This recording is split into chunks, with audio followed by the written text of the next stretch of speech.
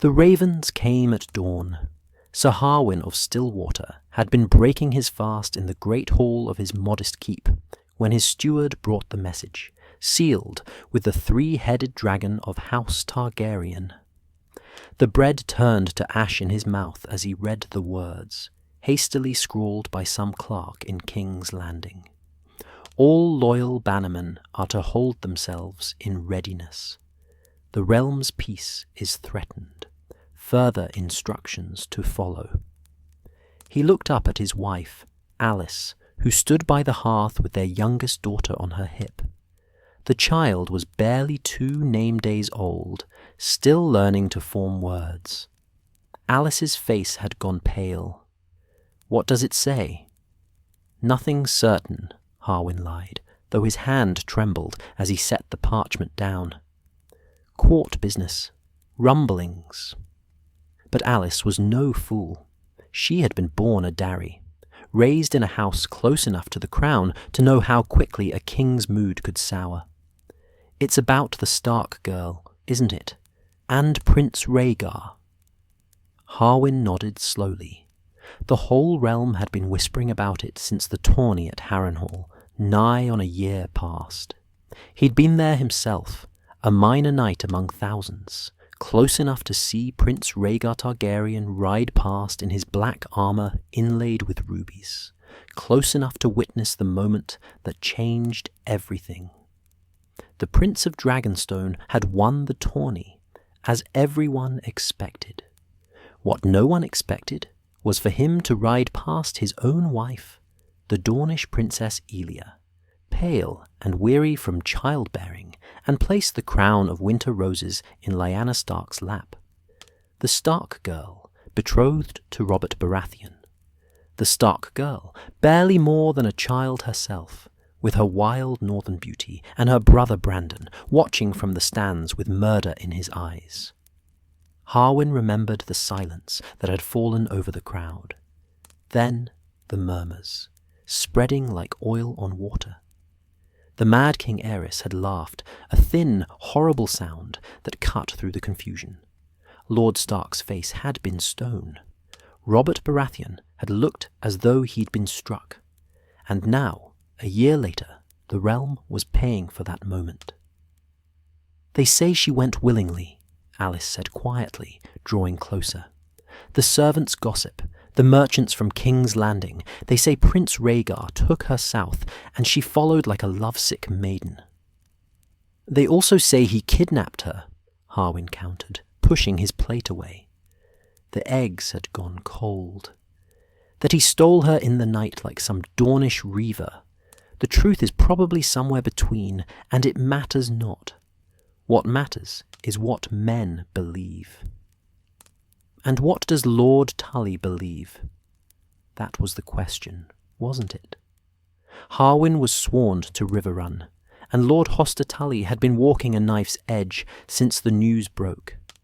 The Tullys were bound by marriage to the Starks now.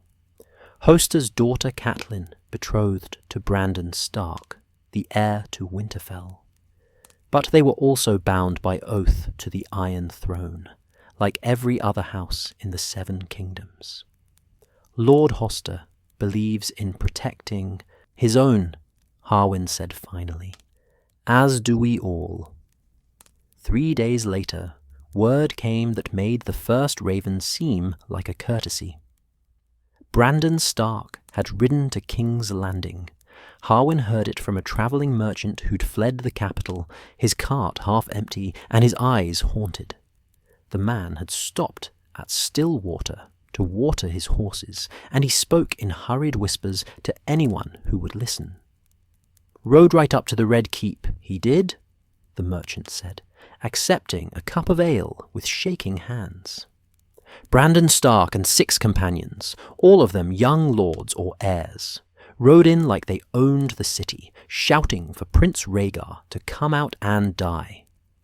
Harwin felt his blood run cold.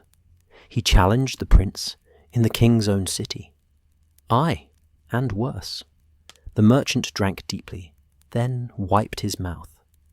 The prince wasn't even there, off somewhere with the Stark girl, wherever that may be.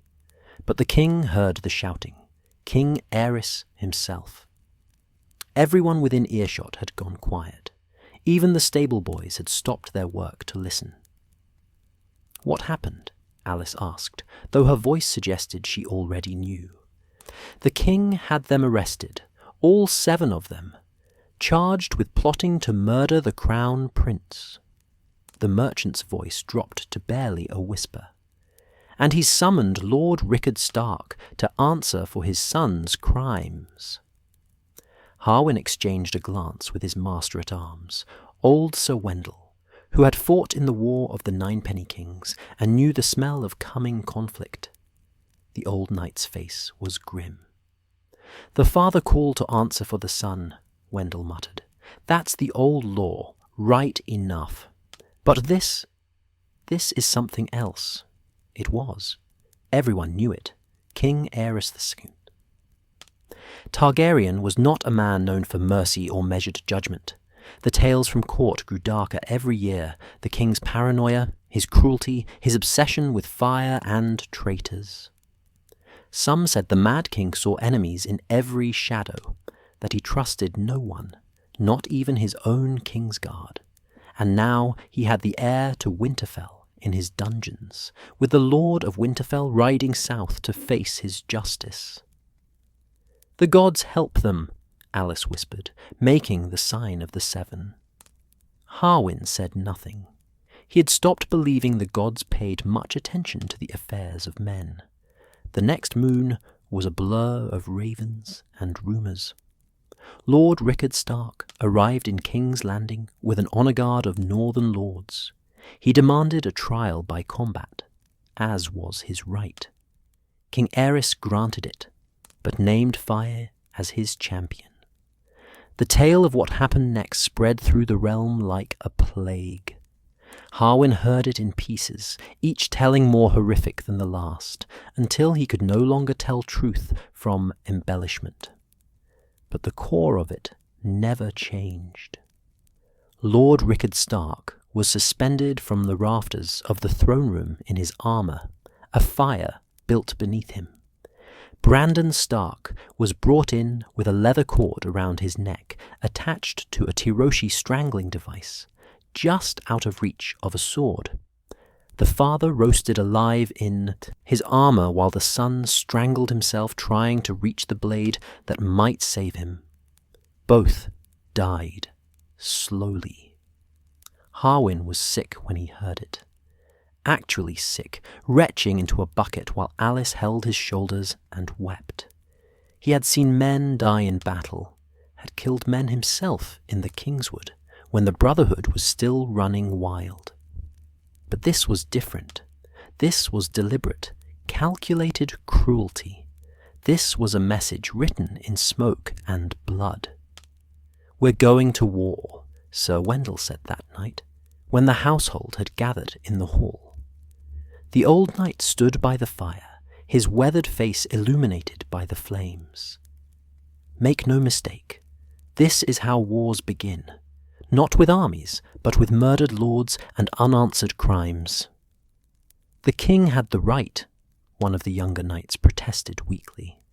"They threatened the prince."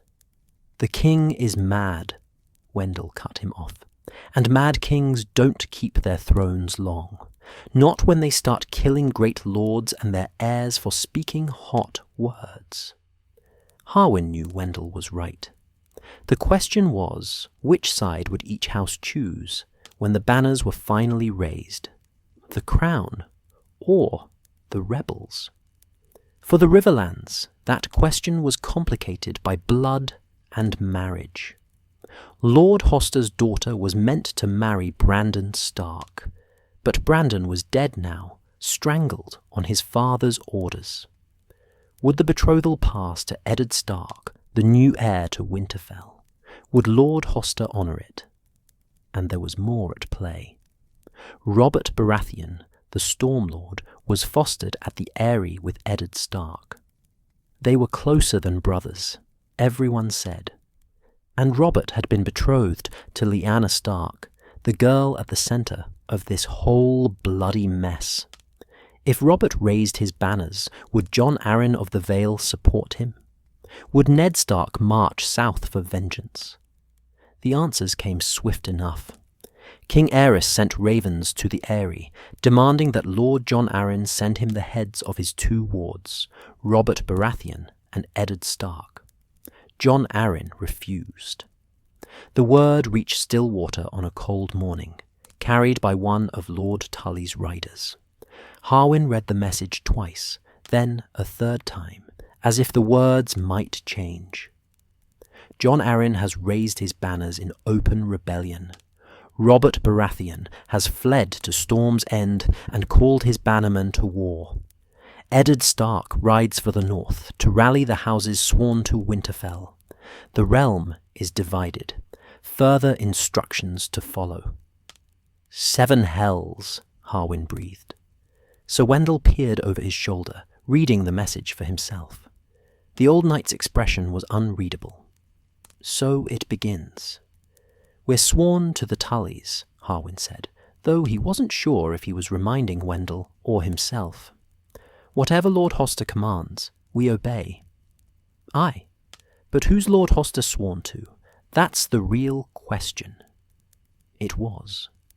The Riverlands sat in the middle of the realm, bordered by the north, the Vale, the Westerlands, and the Crownlands. Every army marching to war would cross through the rivers and hills of the Trident. Lord She. Hoster could tip the balance simply by choosing a side. Or he could wait, and let the realm tear itself apart while he watched from Riverrun. Harwin spent the next week preparing. He inventoried the weapons in his small armory, checked the condition of his armour, ensured the granaries were full. Alice began quietly packing away valuables, things that could be hidden or fled with if soldiers came. The servants whispered in corners, and the small folk in the nearby village began to hoard food. Everyone could feel it. The storm was coming. When the next raven arrived, Harwin read it alone in his solar, with the door barred and the windows shuttered. Lord Hoster Tully calls his banners. All sworn houses are to muster at Riverrun within the fortnight. Come armed and provisioned for campaign. The Riverlands will not stand aside while the realm burns. But it didn't say which side they would fight for. Harwin sat at his desk for a long time, staring at the message. Outside, he could hear the sounds of his keep. His children playing in the yard, his wife directing the servants, the rhythmic clang of the smith's hammer. Normal sounds, peaceful sounds. He thought of Lord Rickard Stark, roasting in his armour, of Brandon Stark, strangling himself while his father screamed, of Prince Rhaegar and Lyanna Stark, wherever they were, and the realm bleeding for their choices. He thought of the war that was coming, the one that would swallow all those normal, peaceful sounds and replace them with screams and steel. Then he stood, walked to the door, and called for his squire. "Prepare my armour," he said quietly, "and send word to the men. We ride for Riverrun in 3 days." The boy's eyes widened, but he nodded and ran to obey. Alice appeared in the doorway moments later, her face pale but composed. "How long will you be gone?" "I don't know." Harwin pulled her close, breathing in the smell of her hair, the lavender soap she used. "But I'll come back, I promise." It was a lie, and they both knew it. Men marched to war and made promises they had no power to keep. But she held him anyway, and for a moment they stood together in the failing light, listening to their children's laughter drift up from the yard below. The year of the false spring was over. The killing season had begun, and Sir Harwin of Stillwater, a minor knight of a minor house, would march into it like all the rest, hoping to survive, knowing that many wouldn't, and understanding that the realm would never be the same again. The ravens would keep coming, The banners would keep rising. And somewhere in the distance, the great houses were choosing their sides in a war that would decide the fate of the 7 kingdoms. The dragon and the stag circling each other, fire and blood against fury and pride. And the Riverlands, caught in the middle, would drown in the red tide before it was done. Dennis had been a guardsman at the Red Keep for 3 years, and in that time he had learned one essential truth. When the king summoned men to the throne room outside of normal court hours, someone was going to die. The summons came in the dead of night, torchbearers running through the barracks and rousing every man on duty. Dennis had barely managed to don his armour, the black plate with the red dragon of House Targaryen, before he was marched with 24 others toward the throne room. "What's happened?" he whispered to Jate, a fellow guardsman from Duskendale who'd served twice as long. "The Stark Lord arrived," Jate muttered, his weathered face grim in the torchlight. "Came at sunset with 20 northern men, demanded to see his son." Dennis felt his stomach clench. Everyone in the city knew about Brandon Stark's arrest, about the hot words he'd shouted at the Red Keep's gates. Most figured the king would hold him for a time, extract some grovelling apology, maybe a fine. Lords didn't execute other lords' heirs. Not really. Not for words spoken in anger over a stolen bride. But then, most kings weren't Aerys Targaryen. The throne room doors loomed before them, 20 feet tall and banded with bronze. The Kingsguard stood at attention. Sir Gerald Hightower, the White Bull, his face carefully blank, and Sir Jonathan Darry, who looked distinctly uncomfortable. Young Sir Jaime Lannister was there too, golden-haired and beautiful in his white armour, barely 17 and already a knight of the Kingsguard. The boy's green eyes were fixed straight ahead, but Dennis saw the tension in his jaw. Even the Kingsguard knew something foul was coming. The doors swung open. The throne room was a cavern of shadows and firelight. Torches lined the walls, their flames casting dancing shapes across the skulls of dragons that adorned the pillars. Balerion, Vhagar, Meraxes, all the great beasts that Aegon and his sisters had ridden 300 years ago. The Iron Throne itself loomed at the far end, a twisted mass of swords and blades, and upon it sat King Aerys II. Dennis had seen the king before, of course, at a distance, during ceremonies and formal courts, but never like this, never close. The king looked like something from a nightmare. His hair, once silver gold like all Targaryens, had grown long and filthy, unwashed for months. His nails were yellow talons, some broken, some crusted, with what looked like old blood. His robes, purple and black, hung loose on his gaunt frame.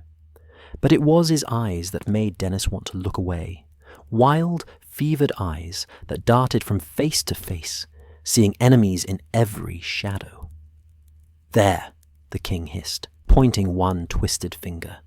"More watchers for the trial. Let them see. Let them all see what happens to traitors." Trial. The word should have been reassuring. But the way Aerys said it, the way his cracked lips twisted around the syllables, made it sound like a curse. Lord Rickard Stark stood in the centre of the room, surrounded by gold cloaks. He was a tall man, lean and hard, like all northerners, with iron-grey hair and a face carved from stone. He wore his travelling clothes still, dusty from the road, and his hands were bound before him. His northern guards had been disarmed and forced to their knees along the wall. Near the throne, Dennis could see Brandon Stark in chains, held between 2 gold cloaks. The young man's face was bruised, one eye swollen shut, but his remaining eye burned with barely contained fury. "Father," Brandon called out, his voice cracking. "Father, I'm sorry." "Silence," Aerys shrieked, lurching forward on the throne. "The traitor speaks only when spoken to." Lord Rickard's face remained impassive. When he spoke, his voice was calm, controlled. "Your Grace, I have come as summoned to answer for my sons' imprudent words. I ask for a trial by combat, as is my right by the laws of gods and men." The king smiled. It was a terrible thing to witness. A trial by combat. Yes, yes, the law allows it. He leaned forward, his ruined nails scraping against the arm of the throne.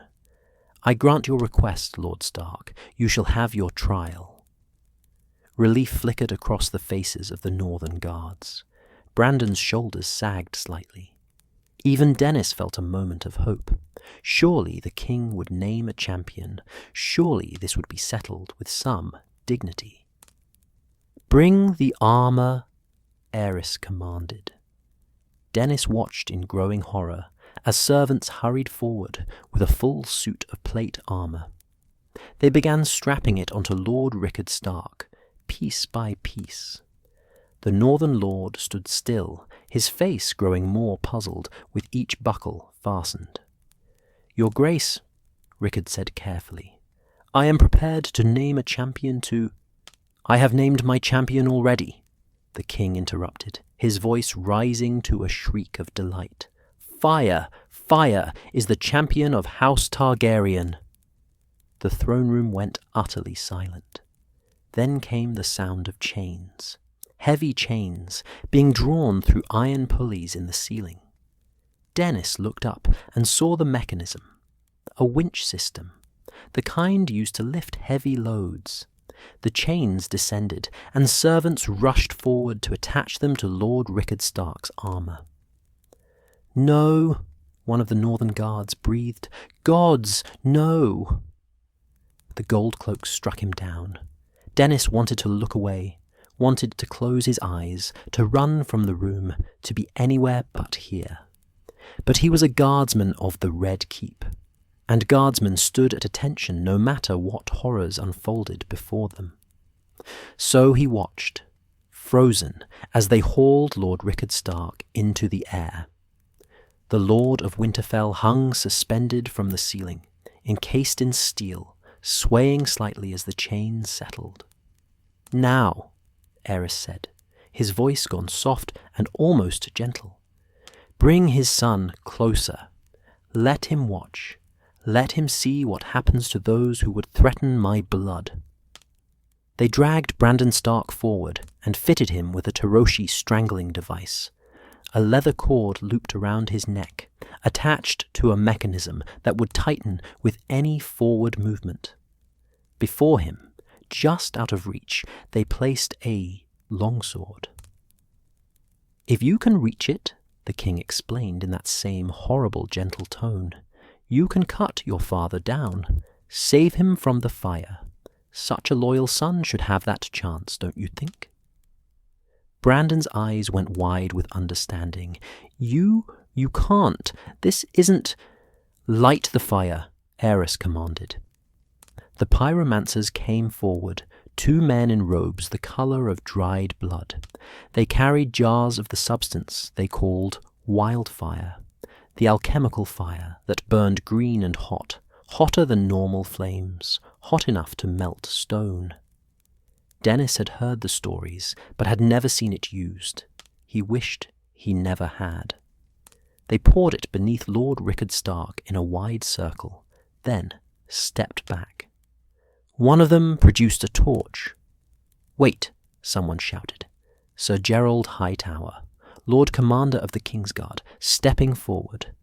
"Your Grace, this is justice," Aerys snarled. "This is what happens to rebels and traitors. Stand back, White Bull, unless you would join them." The Lord Commander's face worked with some inner struggle. Then, slowly, he stepped back into position. The pyromancer touched his torch to the wildfire. It went up with a whoosh that sucked the air from the room. Green flames roared to life, and within seconds Dennis could feel the heat even from where he stood. The fire climbed higher, licking at Lord Rickard Stark's armour, and then Lord Rickard began to scream. The sound was inhuman, a shriek of agony that echoed off the dragon skulls and the high ceiling, a sound that would haunt Dennis for the rest of his life. The armour was heating, cooking the man inside it like meat in an oven, and there was nothing anyone could do, except Brandon. The young Stark lunged forward, reaching desperately for the sword. The strangling cord tightened around his throat. He choked, gasped, but kept reaching.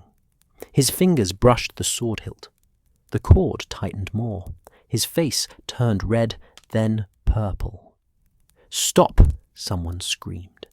One of the northern guards broke free and ran forward. The gold cloaks cut him down before he'd gone 3 steps. His blood pooled on the polished floor. Brandon kept reaching, kept strangling himself, inch by terrible inch, while his father's screams grew weaker. The smell of burning flesh filled the throne room, acrid and sweet and wrong. King Aerys laughed, a high, keening sound that might have been joy or madness or both. Dennis closed his eyes. He couldn't help it. He knew he'd be punished for it later. Knew a guardsman should never look away, but he couldn't watch any more. Behind his closed eyelids, he could still see the green fire dancing, could still hear the wet choking sounds Brandon made, could still smell the silence. When Dennis opened his eyes again, both Starks were dead. Lord Rickard hung limp in his armour, smoke rising from the joints. Brandon had collapsed forward, the strangling cord buried deep in his purple flesh, one hand still outstretched toward the sword he'd never quite reached.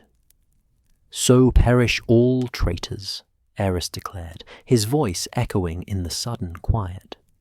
"Let word be sent to every corner of the realm. This is the fate of those who defy their king." The remaining northern guards were weeping. One of them was praying to the old gods in a broken whisper. The gold cloaks looked sick. Even the pyromancers seemed disturbed by what they'd done. Sir Jaime Lannister's face was white as his cloak. "Take the bodies down," Aerys commanded with a wave of his hand. "Throw them in the river, and send ravens to Jon Arryn at the Eyrie. Tell him to send me the heads of Eddard Stark and Robert Baratheon, or he'll burn like Rickard. They're all in it together, all of them, all traitors plotting in the dark." The king's voice dissolved into muttering as he slumped back on the iron throne, suddenly exhausted. The court stood frozen, no one daring to move without permission. Finally, Sir Gerald Hightower cleared his throat. "Clear the throne room. His grace requires rest." They fled. Dennis had never been so grateful to leave a room in his life. He stumbled out into the corridor with the other guardsmen, his legs weak, his stomach churning. Jate was bent over against the wall, quietly being sick. Others just stood in shocked silence. "Gods preserve us," someone whispered. "He's gone completely mad." "Keep your voice down," another hissed. "You want to join the Starks?" Dennis leaned against the cool stone, trying to steady his breathing. 3 years he'd served in the Red Keep. 3 years of standing watch, of routine patrols, of the occasional minor drama at court. He'd thought he understood what it meant to serve the crown. Now he knew better. Now he knew he was serving a monster. The city changed in the days that followed. Word of the execution spread like fever through King's Landing. The small folk whispered in the markets, merchants packed their goods and quietly left for safer ports, and the lords who'd been at court began making excuses to return to their lands. Dennis saw it all from his post on the walls. He watched the streets grow quieter, saw the fear in people's eyes when the gold cloaks passed. The Red Keep itself felt different. Servants hurried through their duties with heads down, courtiers spoke in whispers, and the Kingsguard moved through the halls like ghosts in white. The ravens went out to the eyrie as the king commanded, and the answer that came back changed everything. Jon Arryn refused. Not only did he refuse to execute his wards, he called his banners in open rebellion. The Vale would march against the crown. Robert Baratheon fled to Storm's End and raised the stag banner of his house. Eddard Stark rode for the north to rally the Winter Lords. The realm was at war. Dennis heard the news from Ser Yonathan Darry, who was making the rounds of the guard posts. The knight's face was haggard, aged a decade in the span of days. "The king is calling his banners as well," Ser Yonathan said quietly. "Every house loyal to the crown is to muster their forces. The lords Tyrell, Martell, and Tully are being summoned to King's Landing." "Lord Tully?" another guardsman asked. "Won't he side with the Starks? His daughter was meant to marry Brandon." "Perhaps, perhaps not." Ser Jonathan's expression was bleak. "These are the times that test men's oaths. We'll see soon enough who stands where." That night, Dennis stood watch on the walls overlooking the city. The sun was setting over Blackwater Bay, painting the sky in shades of red and gold. In the distance, he could see the masts of ships in the harbour, and beyond them, the open sea. He thought about deserting, just walking off his post, shedding his armour, and disappearing into the city. He could find a ship, sail to Essos, leave this madness behind. But he thought of his family, his mother in a small village near Rosby, his younger brother who wanted to be a knight like him. If he deserted, the king's justice would fall on them. They'd burn, or worse. So he stayed. He stood his watch and told himself that wars didn't last forever, that eventually this would end, that he just had to survive until it did. Below him, the city settled into an uneasy night. Somewhere in the Red Keep, the Mad King sat on his throne of swords, muttering about traitors and fire. And across the realm, armies were gathering. The year of the false spring was truly over. The killing had begun. And Dennis, a simple guardsman who'd only wanted to serve with honour, stood on the walls of the Red Keep, and wondered which side honour was even on anymore, the dragon or the stag, fire or fury. He didn't know. He only knew that before this war was over, the rivers would run red, and the realm would never be the same. The first deaths had been dealt, the first blood had been spilled, and there would be so much more before the end. Roderick Stone had been a soldier for 12 years, and he'd learned that wars always started the same way, with lords making speeches about honour, while common men sharpened their swords and wondered if they'd live to see another spring.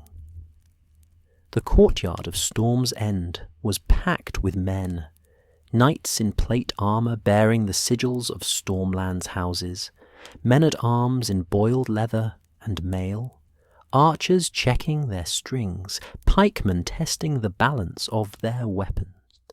The air smelled of horse sweat, oiled steel, and nervous energy. Hundreds of voices created a dull roar that echoed off the massive walls of the ancient castle. Roderick stood with the other veteran soldiers near the stables, watching young Robert Baratheon stride through the crowd like a hero from the Age of Legends. The Lord of Storm's End was not yet 20, tall and powerful, with dark blue eyes and thick black hair that fell to his shoulders. He wore plate armor enamelled in black and gold, and when he smiled, which was often, the younger men smiled back, caught up in his infectious confidence. "Look at him," muttered Harris, a scarred man-at-arms who'd fought beside Roderick in the Kingswood. "Acts like we're going to a tourney, not a war." "He's young," Roderick replied, checking the edge of his sword for the third time that morning. "The young always think war is glory. He'll learn. Aye, if he lives long enough." They watched as Robert climbed onto a wagon so all could see him. The crowd quieted, waiting. The young lord's voice rang out across the courtyard, deep and strong. "Brothers," Robert called, "friends, loyal men of the Stormlands, you've all heard what the Mad King did to Lord Rickard Stark and his son. You've heard how he burned them alive for daring to speak against the Crown Prince's dishonour." A rumble of anger passed through the assembled men. The story had spread quickly. How the Starks had been murdered in the throne room, how the king had laughed while they died. Even here in the south, far from the cold north, men understood that what Aerys had done crossed a line that should never be crossed. "The king demands our heads now," Robert continued, his voice rising. "Mine and Ned Stark's. He wants us dead for the crime of being fostered by Jon Arryn, for the crime of having honour. Well, I say let him come and take them." Cheers erupted. Swords were raised, spears shaken at the sky. Roderick didn't cheer. He just watched, calculating. Robert had the gift of leadership. That was certain. Men wanted to follow him, wanted to believe in him. But charisma didn't win battles. Strategy did. Discipline did. And luck, more than anything else. "We march for Summerhall," Robert declared. "Lord Catherine and Lord Grandison have joined their strength to ours. Together we'll show the dragon that the stag has antlers, and we're not afraid to use them." More cheers. The young knights were practically vibrating with eagerness. Roderick caught the eye of Sir Courtenay Penrose, Robert's master-at-arms, and saw his own scepticism reflected there. The old knight gave a slight shake of his head. Too much confidence, too little caution. But orders were orders, and by midday they were marching. The road to Summerhall wound through the hills and forests of the Stormlands, a territory Roderick knew well. He'd been born in a village not far from Bronsgate, the bastard son of a serving girl and some long-forgotten knight. The stone name marked him as lowborn, but 12 years of loyal service had earned him a place among Robert's household guard. They marched in good order, at least. Sir Courtenay had drilled them well. The knights rode at the front, their destriers fresh and eager. Behind them came the men-at-arms on foot, then the archers, then the baggage train. Outriders ranged ahead and to the flanks, watching for enemies. "How many do you reckon we've got?" asked Beric, a young soldier marching beside Roderick. This was his first campaign, and his nervousness showed in the way his hand kept drifting to his sword hilt. "Near 3,000, Roderick answered. "Maybe more. Hard to say, until we join with the others at Summerhall." "And how many does the king have?" Roderick shrugged. "The crown can call on the Crownlands, the Reach, Dorne, if Prince Doran honours his sister's marriage to Rhaegar. Maybe the Westerlands, though Tywin Lannister's been sitting silent in Casterly Rock. That's a lot of swords, boy." Beric paled slightly. "Then how can we win?" "The North will march. The Vale's already raised its banners, and the Riverlands." Roderick paused, considering. "The Riverlands are the key. If Lord Tully sides with us, we've got a chance. If not, we're fighting uphill all the way. They marched for 3 days before they saw their first action. It wasn't a battle, not really. A force of loyalist men-at-arms, maybe 200 strong, had been sent to harry their march. They came at dawn, hitting the baggage train before the main force could react. Rodrik was sleeping when the screams started. He rolled to his feet, grabbing his sword and shield by instinct, and ran toward the sound.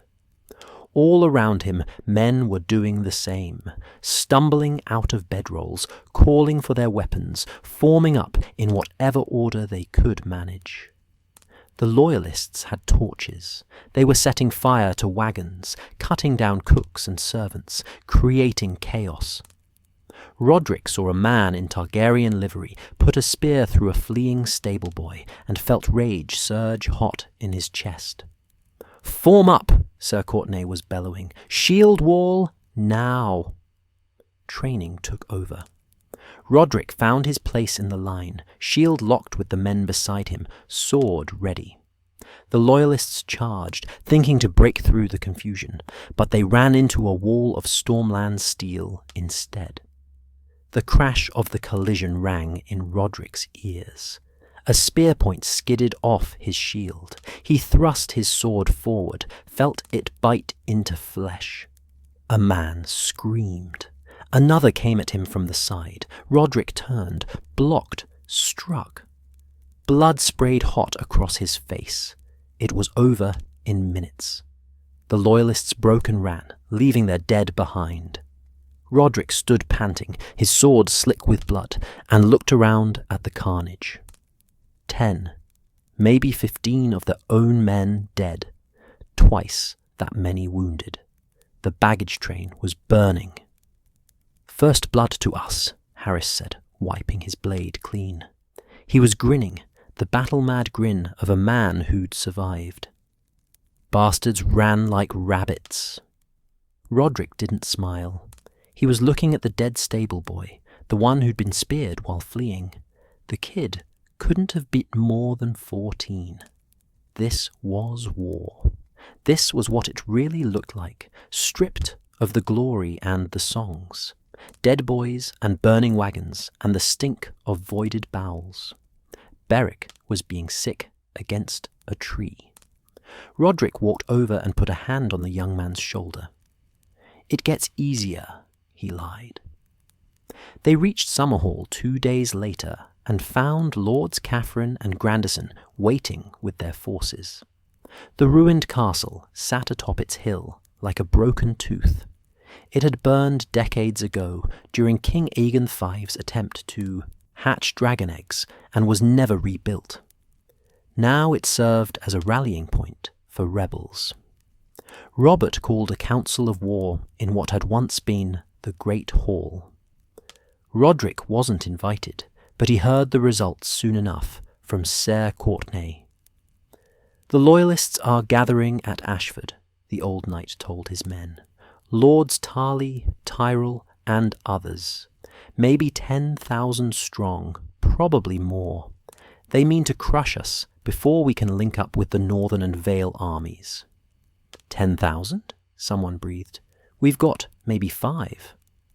Aye, which is why Lord Robert wants to hit them first, before they're fully assembled. Rodrik felt a chill. That's madness. We should wait for reinforcements. Sir Courtenay's expression was grim. I said the same, but Robert's blood is up, and the young lords agree with him. They say we can't show weakness, can't let the enemy dictate terms. We march for Ashford at dawn. They marched, and Rodrik marched with them, because that's what soldiers did. They followed orders and hoped the lords knew what they were doing. The Battle of Ashford was Rodrik's introduction to what real war looked like. They caught the Loyalists while they were still organising their forces. Robert led the charge personally, his warhammer in hand, roaring like a wounded beast. The Stormlands knights crashed into the enemy line with devastating force. For a moment, One glorious, foolish moment. Roderick thought they might actually win. Then the Reach cavalry hit their flank. It was like being struck by an avalanche. Hundreds of mounted knights in the green and gold of House Tyrell, the red archer of House Tarly, the sigils of a dozen other Reach houses. They came in perfect formation, lances levelled, and they tore through the Stormlands infantry like a scythe through wheat. Roderick found himself fighting for his life. A horseman bore down on him. He rolled aside, came up swinging, hamstrung the horse. The rider fell, and Roderick finished him. Another came, then another. His arms ached. His shield was shattered. Blood ran into his eyes from a cut on his scalp. Around him, men were dying. He saw Beric go down with a lance through his chest, saw Harris take an arrow to the throat. The young knight who'd been so eager for glory at Storm's End was trampled under hooves, his armour crumpled like parchment. "Fall back!" someone was screaming. "Fall back!" The retreat turned into a rout. Roderick ran with the others, shame burning in his chest, but survival instinct stronger. They fled south, abandoning their wounded, pursued by cavalry until nightfall finally let them escape into the forests. They'd lost. Badly. Roderick sat with the survivors that night, counting the cost. Nearly half their force was gone, dead, captured, or scattered. Lord Catherine was dead. Lord Grandison was captured. Robert himself had taken a wound to his shoulder, though he insisted it was nothing. "We're not done," Robert said, his voice hoarse but defiant. He stood before the remnants of his army, blood-stained and battered, but unbroken. "One battle doesn't make a war. We fall back to Storm's End, gather our strength, and come at them again." Some of the men cheered weakly. Others just stared into the fires, seeing the faces of dead friends. Roderick said nothing. He was thinking about Beric, about the eager young man who'd asked him how many the king had, about Harris, who'd fought beside him for years, about all the dead boys who'd believed in glory. War wasn't glory. War was horror wearing glory's skin. But Robert was right about one thing. They weren't done. Word came from the north that Eddard Stark had reached Winterfell and was calling his banners. Jon Arryn was marching from the Vale. The Riverlands were stirring. The rebellion wasn't over. It was just beginning. The march back to Storm's End took 2 weeks. They moved cautiously now, avoiding loyalist patrols, living off the land. Roderick's shoulder ached where he'd taken a blow, and his dreams were filled with screaming horses and dying men. They reached the massive fortress to find it preparing for siege. Robert's younger brother Stannis was organising the defences with characteristic efficiency, while the youngest brother, Renly, barely more than a child, watched everything with wide eyes. "The Loyalists will come for us," Stannis reported in his clipped, practical way. "Lord Tyrell is already marching. They mean to bottle us up here while they hunt down the other rebel forces." Robert nodded, his jaw set. "Let them come. These walls have never fallen. They won't fall now." But Roderick, standing in the courtyard and looking up at the massive walls, felt no comfort. Walls could protect you. Aye. They could also become your tomb. That night, he sat with the other veterans, and they shared a skin of wine, not talking much. There wasn't much to say. They'd survived Ashford. Many hadn't. The war would go on. "Do you think we can win?" asked a young soldier, new to their group, eager to fill dead men's places. Roderick took a long pull from the wine, then passed it on. "I think Robert's got the kind of strength that can crack a kingdom open. I think the Mad King's cruelty will turn more houses against him, and I think before this is over, we're all going to see things that'll haunt us till we die. That's not an answer. It's the only one I've got, boy. The wine went around the circle. In the distance, they could hear Robert laughing with his knights, already planning the next campaign. The young lord's confidence was unshakable. Whether that was courage or madness, Roderick couldn't say. But he'd follow. Because that's what soldiers did. They followed their lords to battle and hoped to come home. And if they didn't, well, at least they'd have company in the grave. The Stormlands had bled at Ashford. But the storm was far from over. The war was just beginning. Sir Desmond Grell had served House Tully for 30 years, and in all that time he had never seen Lord Hoster look so old. The Lord of Riverlands sat in his solar, staring at the letters spread across his desk like pieces of a broken puzzle.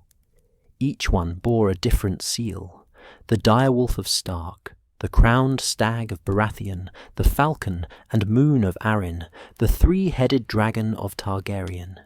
Each one demanded a choice. "They're asking me to pick a side in a war I didn't start," Hoster said quietly, more to himself than to Desmond. "To commit the Riverlands to blood and fire for grievances that aren't ours." Desmond stood by the window, watching the Red Fork flow past below. The river was high with spring melt, its waters brown and churning. Soon enough, those waters might run red. "The Starks are dead, my lord," Desmond said carefully. "Murdered by the king. That's not politics. That's madness." "Aye, madness," Hoster rubbed his temples. "But madness on the Iron Throne isn't new. Aerys has been sliding toward it for years, and the realm has managed. Why is this different?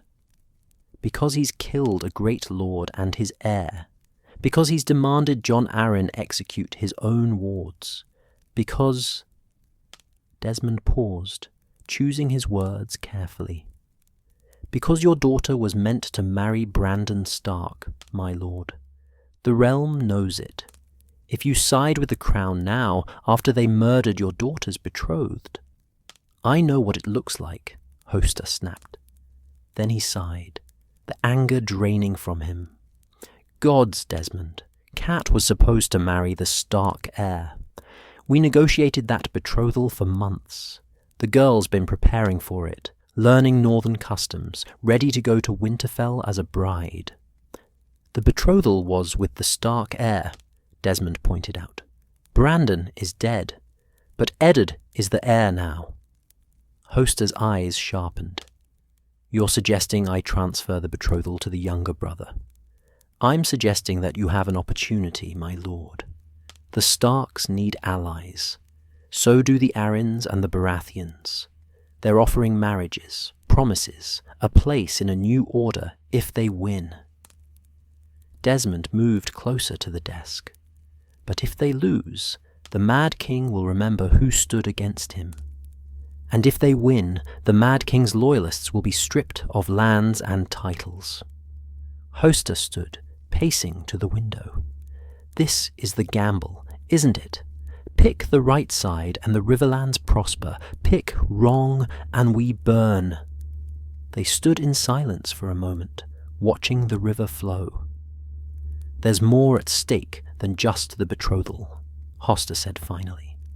"Young Edmure doesn't understand yet, but he will. The Riverlands sit in the center of the realm, Desmond. Every army marching to war will cross our territory. If I declare for the rebels, the loyalists will ravage our lands to deny them support. If I declare for the crown, the rebels will do the same. And if you declare for neither, then both sides will see us as enemies." Hoster's laugh was bitter. "There's no neutral ground in a civil war. The moment the first sword is drawn, everyone has to choose." A knock at the door interrupted them. Young Squire entered, bowing quickly. My lord, riders approaching from the north. They bear the direwolf banner. Hoster and Desmond exchanged glances. How many? 12, my lord, led by Lord Eddard Stark himself. Eddard Stark looked nothing like his brother had. Where Brandon had been tall and handsome, quick to smile and quicker to anger, Ned Stark was quiet and serious, with grey eyes that seemed to carry the weight of the north. He was barely 20, but he moved with the careful dignity of a man much older. Desmond watched from his place behind Lord Hoster as the young Stark was shown into the great hall of Riverrun. Ned wore travelling clothes, dusty from the road, with a longsword at his hip and a northern-made cloak across his shoulders. His companions were northern lords, hard men with weathered faces and cold eyes. Lord Tully, Ned said, bowing with precise courtesy. Thank you for receiving me. Lord Stark. Hoster gestured to the seats near the hearth. Please, sit. You've come far. Wine? They settled into the careful dance of negotiation. Servants brought wine and bread and salt, the guest rite, sacred in all the 7 kingdoms. Once it was observed, they could speak freely, without fear of treachery. I'll be direct, my lord, Ned said after the formalities were complete. My father and brother were murdered by the Mad King. He demands my head now, and Robert Baratheon's, for the crime of existing. Jon Arryn has raised the Vale in rebellion. Robert has raised the Stormlands. The North is marching south as we speak. And you want the Riverlands to join you, Hoster said. I want justice for my family. I want a realm where lords aren't burned alive for speaking out against dishonour. Ned's voice was calm, but there was steel beneath it. But yes, my lord, we need the Riverlands. Without your support, we're divided. The crown will destroy us piecemeal. Hoster leaned back in his chair, studying the young man before him. My daughter was betrothed to your brother Brandon. That betrothal died with him. I? Ned met his gaze steadily. But the need for alliance between our houses remains. If you're willing, my lord, I would honour that betrothal myself. I would take Catelyn Tully as my wife and bind our houses together. There it was. The offer laid bare. Desmond watched Hoster's face carefully. The Lord of Riverrun was a practical man, a man who understood that marriages were currency in the Game of Thrones. But he was also a father, and Desmond knew he was thinking of his daughter, barely 15, who'd spent months preparing to marry one man, and was now being offered to another. And what of Jon Arryn? Hoster asked. He raised you and Robert both. What does the Lord of the Vale offer?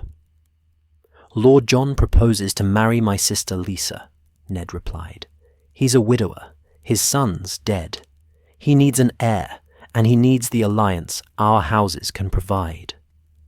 2 marriages, 2 great houses bound to the rebel cause. It was a generous offer, more generous than Hoster had any right to expect. But it was also a chain. Accept these terms, and the Riverlands would be committed to the rebellion with no way back. I need time to consider, Hoster said finally.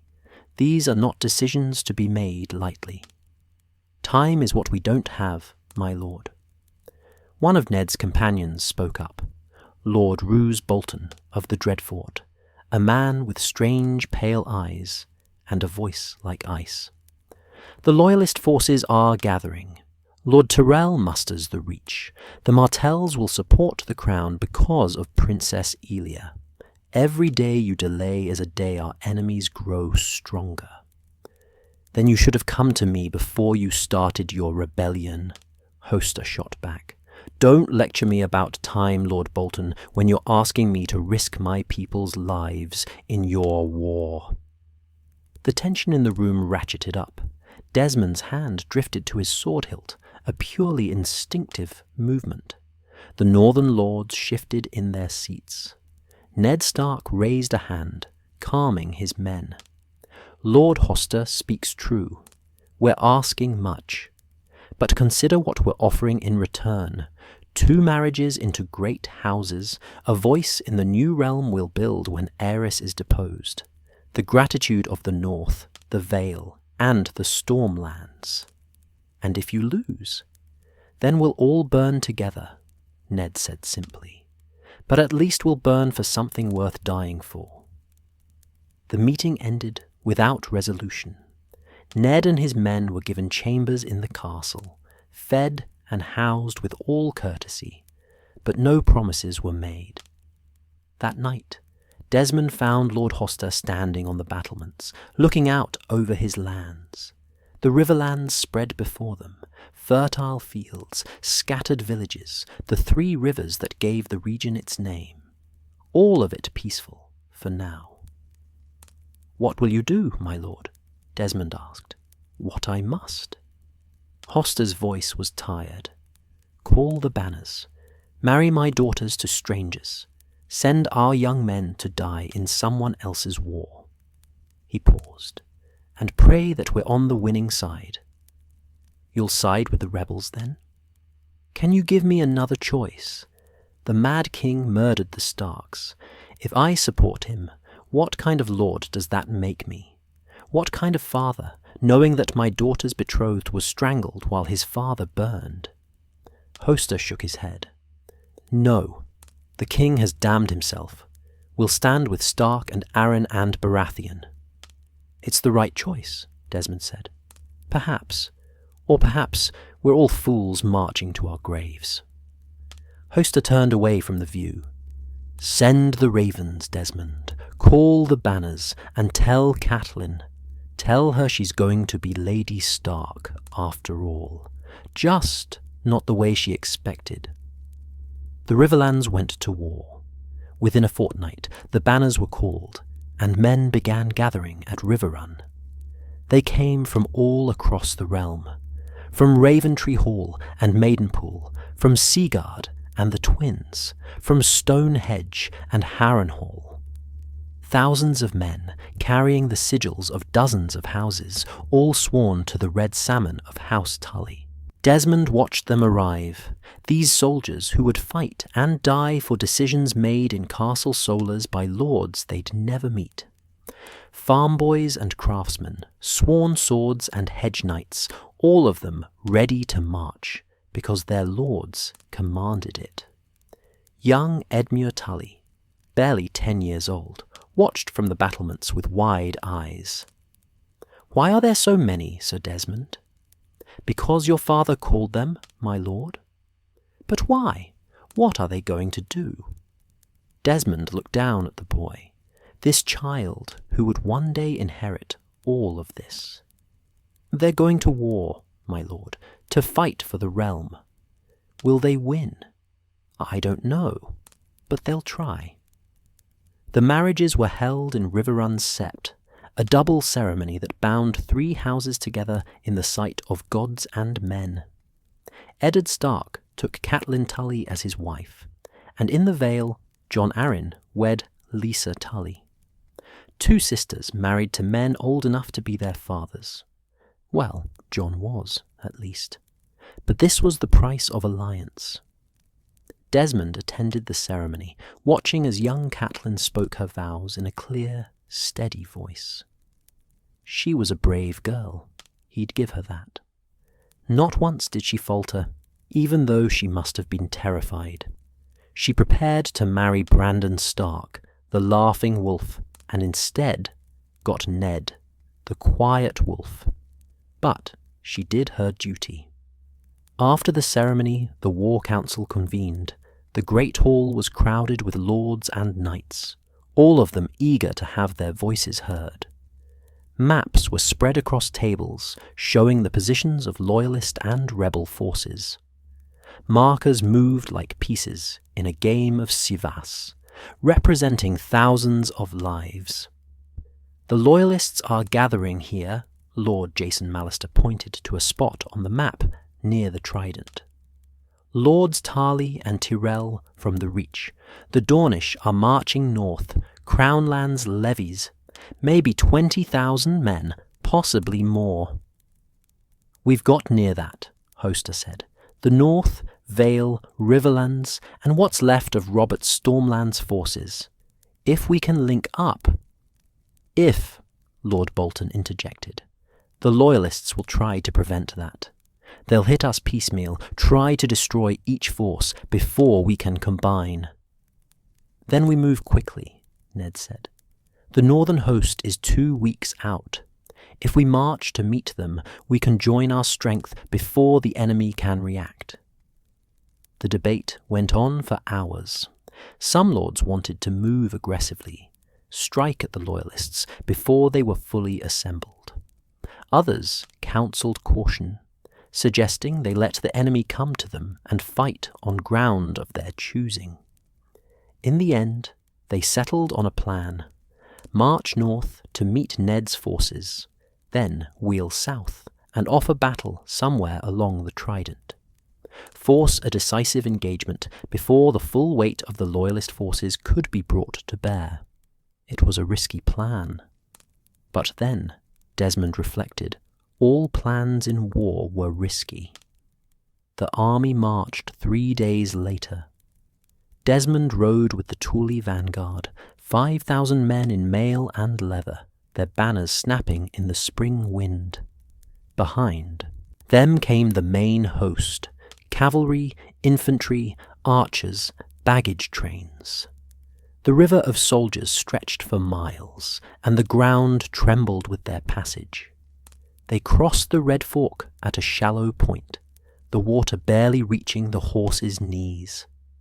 On the far bank, they entered the wider realm, leaving the relative safety of their own lands. That's when the harassment began. Loyalist forces, mostly light cavalry and mounted archers, struck at their flanks and rear. They'd appear from the tree line, loose a few volleys of arrows, then disappear before the rebel forces could react. Men died, horses went down screaming, and the baggage train slowed to a crawl. "Bastards," muttered one of Desmond's men, watching as another wagon burned. "Won't stand and fight like men." "They're doing their job," Desmond replied. "Slowing us down, bleeding us, making us afraid. It's good tactics, even if it's not honourable." The marches grew harder. Villages they passed were often burned. The small folk fled or dead. The Loyalists were scorching the earth, denying the rebels food and shelter. Desmond saw things that made his stomach turn. Whole families slaughtered, livestock butchered and left to rot, wells poisoned. This was what war really looked like. Not glorious charges and heroic duels, but murdered farmers and starving children. One evening, they camped near a burned village. Desmond walked through the ruins, seeing the charred remains of homes, a sept with its roof collapsed. In the village square, someone had erected a stake and burned a man on it. The body was still there, blackened and twisted. "Pour encourager les autres," said a voice behind him. Desmond turned to find Lord Bolton standing there, his pale eyes reflecting the last light of sunset. "My lord?" Old Valyrian saying, "To encourage the others. They're showing us what happens to those who support the rebels." Bolton's expression didn't change. "Fear is a weapon, Sir Desmond. One the Loyalists are wielding well. It's monstrous. It's war." Bolton turned away. "Best get used to it. We'll see worse before this is done." The Lord walked off, leaving Desmond alone among the ruins. That night, wrapped in his cloak and trying to sleep on hard ground, Desmond thought about what he'd seen. He thought about the dead farmer on his stake, about the burned village, about all the suffering that was coming. and he thought about young Edmure, watching the soldiers gather at River Run, asking if they would win. Desmond still didn't know the answer, but he knew that whatever happened, the Riverlands would pay for it in blood. The rivers were already starting to run red, and the real battle hadn't even begun. Word came a week later. The northern host had been spotted. 15,000 men under the direwolf banner, marching south to join them. The rebel forces met on a broad field near the Trident, and for the first time, Desmond saw the full strength of their coalition. Northmen in their furs and mail, veil, knights in their sky-blue cloaks, Riverlanders in their varied colours, and even a few hundred Stormlands men who'd escaped Ashford. It was an army, a real army, capable of challenging the crown. But across the river, the Loyalists were gathering too. The war was coming to its crisis. Soon, very soon, the two sides would clash, and the Trident would earn its name in blood. Desmond checked his sword one more time, made sure his armour was secure, and prayed to the Seven that he'd live to see another sunrise. The battle was coming, and the realm would never be the same. The night before the battle, Roderick Stone couldn't sleep. He lay in his bedroll, staring up at the stars, listening to the sounds of 40,000 men trying to rest before they killed each other. Horses whickered in the darkness. Sentries called out challenges and passwords. Somewhere, a young soldier was praying to the warrior, his voice cracking with fear. Roderick had fought in a dozen battles, but never one this size, never one where the fate of the entire realm hung in the balance. Across the Trident, maybe a mile away, the Loyalist campfires burned like fallen stars. 20,000 men under the dragon banner, led by Prince Rhaegar Targaryen himself. The Silver Prince had finally emerged from wherever he'd been hiding with Lyanna Stark, had finally taken command of his father's forces. Some said he'd come to end the war. Others said he'd come to die. Can't sleep either? Harwin of Stillwater settled down beside him, the Riverlander's face haggard in the starlight. The knight had become something of a friend during the long marches north. They were both veterans, both men who understood that glory was a lie told by survivors. Thinking about tomorrow, Roderick admitted. Don't. You'll drive yourself mad. Harwin pulled out a wineskin and offered it. I spent the whole War of the Ninepenny Kings thinking about tomorrow. Nearly got myself killed a dozen times because I was too busy worrying to pay attention to today. Roderick took a drink. The wine was sour, but it helped. Your first big battle. Gods no, but it's the first one where I really understand what we're fighting for. Harwin stared toward the enemy fires. Back in the Stepstones, we were fighting for the crown, for the realm, for vague ideas of honour. Tomorrow we're fighting because a mad king murdered innocent men, because he demanded we execute children for the crime of being fostered by the wrong lord. That's different. Is it? Men will still die either way. Aye, but at least this time we'll die for something real. They sat in silence for a while, passing the wineskin back and forth. Around them, other men were doing the same, talking quietly, checking weapons one last time, writing letters they hoped they'd never need sent. In the command tent, the lords were still arguing strategy. Roderick could see the lamplight through the canvas, could hear the occasional raised voice. Robert Baratheon, Eddard Stark, Jon Arryn, Hoster Tully, all of them trying to plan the impossible. How do you attack an entrenched position across a river? How do you win when the enemy has the high ground? We're going to charge right at them, aren't we? Harwin said. Robert's going to want to settle this with hammer and muscle. Probably. Roderick took another drink. The man's never met a problem he couldn't solve by hitting it hard enough. Let's hope he's right. Dawn came too soon. One moment Roderick was dozing fitfully. The next, drums were beating and horns were blowing, and the entire camp was stirring to life. The army assembled in the pre-dawn gloom. Roderick found his place in the Stormlands contingent, surrounded by men he'd marched with for months. They were fewer now than they'd been at Ashford. Disease, desertion, and skirmishes had taken their toll. But those who remained were hardened veterans, men who'd seen what war really was and chosen to keep fighting anyway. Sir Courtenay Penrose rode down the line, his old face grim. Today we end it, lads. Today we break the dragon's back. Stand firm, watch each other's flanks, and remember, Robert fights for us all. When you see that hammer fall, you'll know the gods are with us. It was a good speech, as speeches went. The men cheered dutifully. Roderick just checked his shield straps one more time. The sun rose red over the Trident, painting the water the colour of blood. John, the young squire to Lord John Umber, had never seen anything like it.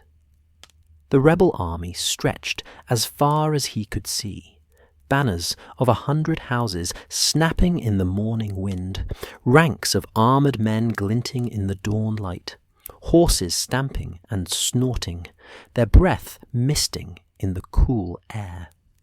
He stood near the rear of the northern contingent, holding his lord's spare lance and trying not to show his terror. He was 16. He'd trained at arms since he could walk, had dreamed of battle and glory like every northern boy. But now, facing the reality of it, all he wanted was to run. "Steady, lad." Lord Umber's massive hand clapped his shoulder, nearly driving him to his knees. The Great John was a giant of a man, fierce and loud, with a laugh that could shake rafters. But this morning, he wasn't laughing. "You're about to see history made, the day the dragons fell." John nodded mutely, not trusting his voice. Across the river, the Loyalist army was forming up. John could see the dragon banners, the sun and spear of dawn, the reaching hand of House Mouton, dozens more. And at the centre, a figure in black armour inlaid with rubies, mounted on a great destrier. Even from this distance, John could tell who it was. Prince Rhaegar Targaryen, the last dragon, the man who'd started this whole war by crowning the wrong girl with winter roses. "He doesn't look like a monster," John whispered. "The worst ones never do," Lord Umber replied. The lords conferred one last time. John watched as Robert Baratheon, magnificent in his black and gold armour, rode to the front of the assembled host. The young lord of Storm's End raised his warhammer high, and 40,000 voices roared in response. Then the horns blew, and the battle began. The charge across the Trident was chaos. Roderick ran with his shield locked to his side, his feet splashing through the shallow water. Arrows fell like rain. He heard them hissing past his head, heard men scream as they were struck. Beside him, a young knight took an arrow through the eye and went down without a sound. "Keep moving. Don't stop. Don't think." The water was deeper than it looked. In places, it came up to his waist, the current trying to drag him downstream. His armour felt like it weighed 1,000 pounds. Men were drowning around him, pulled under by the weight of their gear. Then they were across, scrambling up the muddy bank, and the Loyalists were waiting. Steel clashed on steel. The world became a blur of blood and screaming. Roderick blocked a spear thrust, countered, felt his sword bite deep. A mace whistled past his head. He turned, shield up, and something hit him hard enough to knock him back. He went down on one knee. A loyalist man-at-arms loomed over him, sword raised for the killing blow. Harwin appeared from nowhere, his blade taking the man in the throat. Blood sprayed hot and red. "Get up!" the Riverlander shouted. "Get up or die!" Roderick scrambled to his feet. They fought back to back now, surrounded by the press of bodies. The noise was deafening, metal on metal, screams of the wounded, officers bellowing orders that no one could hear. Time lost all meaning. Roderick fought and killed and survived, one heartbeat at a time. His shield was ruined. His sword arm felt like lead. Blood ran down his face from a cut he didn't remember receiving. And then, through the chaos, he saw Robert Baratheon. The Lord of Storm's End was a force of nature. His warhammer rose and fell like a blacksmith working iron, and every blow crushed armor and shattered bones. Men fled before him. Those who stood and fought died. Robert was laughing as he killed, roaring challenges, daring anyone to face him. "Rhaegar!" Robert's voice cut through the din. "Come out and die!" The loyalist lines wavered. Men looked to their prince, and Prince Rhaegar Targaryen rode forward to answer. Jon saw it from his position with the Northern Reserve. The two champions met in the shallows of the Trident, surrounded by a sudden pocket of space as both armies pulled back to watch. It was like something from the old songs, the hero and the villain facing each other while the battle paused. Prince Rhaegar sat his horse like he was born to it. Even in the midst of carnage, he looked every inch the Silver Prince, beautiful, terrible, and sad. He carried a longsword, and his black armor glittered with rubies that caught the light like drops of blood. Robert Baratheon looked like a demon from the seven hells. His armor was dented and splashed with gore. His warhammer was dark with dried blood, and his eyes, gods, his eyes burned with a hatred Jon had never seen before. "You stole her," Robert said, his voice carrying across the water. "You stole Lyanna. You destroyed the realm for your lust." Rhaegar's response was too quiet to hear from where Jon stood. But whatever he said, it made Robert roar with rage. They charged. The clash when they met shook the air. Rhaegar's sword rang off Robert's armor. Robert's hammer whistled through empty air as Rhaegar wheeled his horse aside. They circled, struck, parried. The water churned around their horses' legs, turning pink with blood from their earlier wounds. Jon couldn't breathe, couldn't look away. This was it. This was the moment that would decide everything. Rhaegar struck for Robert's head. Robert caught the blade on his hammer's haft, twisted, and brought the weapon around in a backswing that would have felled an ox. The hammer caught Rhaegar full in the chest. The sound of it, the wet crunch of armor collapsing, of ribs shattering, carried across the battlefield. Rhaegar fell. He hit the water hard, and the current started to carry him downstream. Rubies scattered from his armor, bright as blood, floating away on the Trident's flow. The prince tried to rise, couldn't, fell back. The water around him turned red. Robert stood over him, hammer raised for the final blow. Jon couldn't hear what was said, but he saw Robert's hammer fall one last time, and then it was over.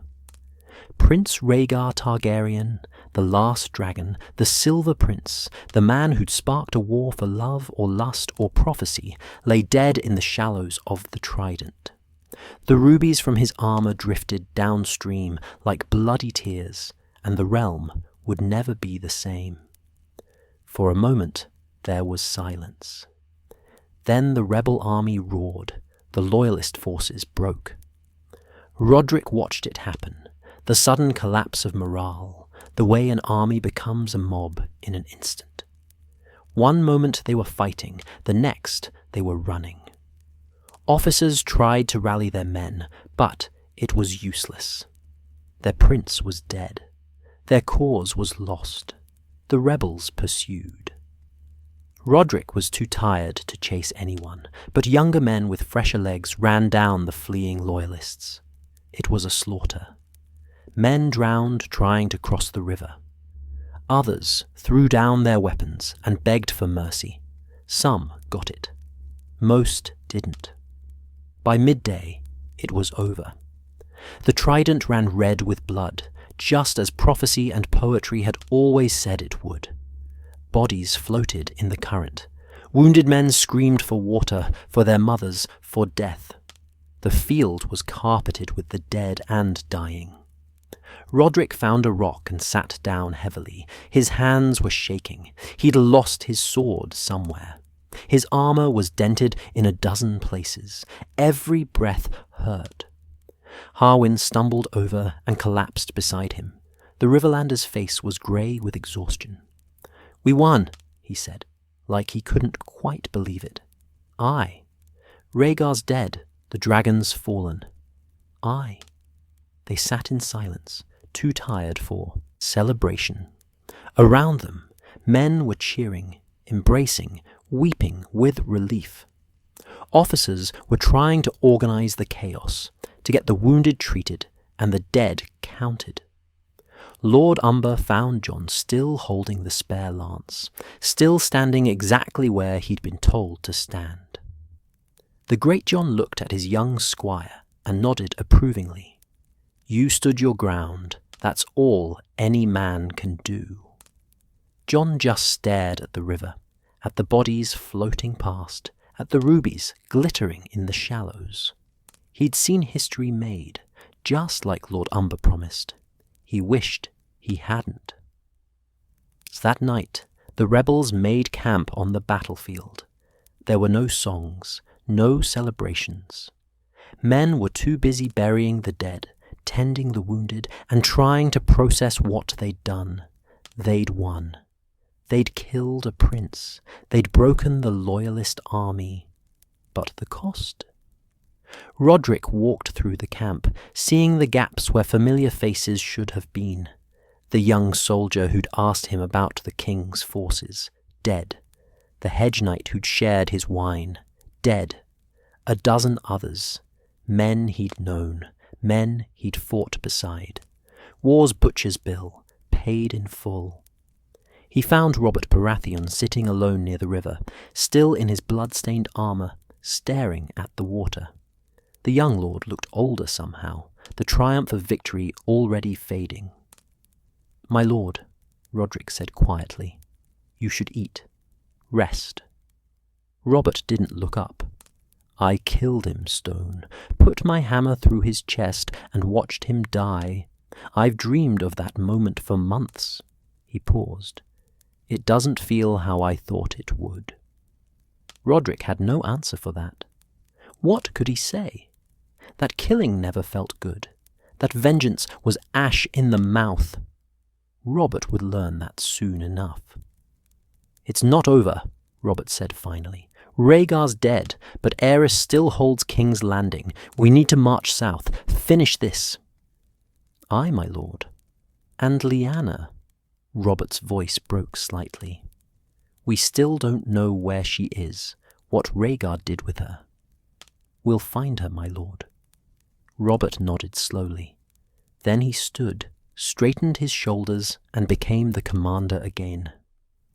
"Gather the men. We march at first light." Roderick bowed and withdrew. As he walked back through the camp, he looked up at the stars. They were the same stars that had shone the night before the battle, indifferent to the slaughter below. Wars came and went. Men lived and died, and the stars just kept turning. Somewhere in the darkness, men were already composing songs about the Battle of the Trident. about Robert's hammer and Rhaegar's fall, about rubies in the river and the death of the dragon. They'd leave out the screaming, the drowning, the young men choking on their own blood, the hundreds of corpses rotting in the sun. That was always how it went. But Roderick would remember. He'd remember it all, the blood and the horror and the terrible cost of this victory. The dragon had fallen.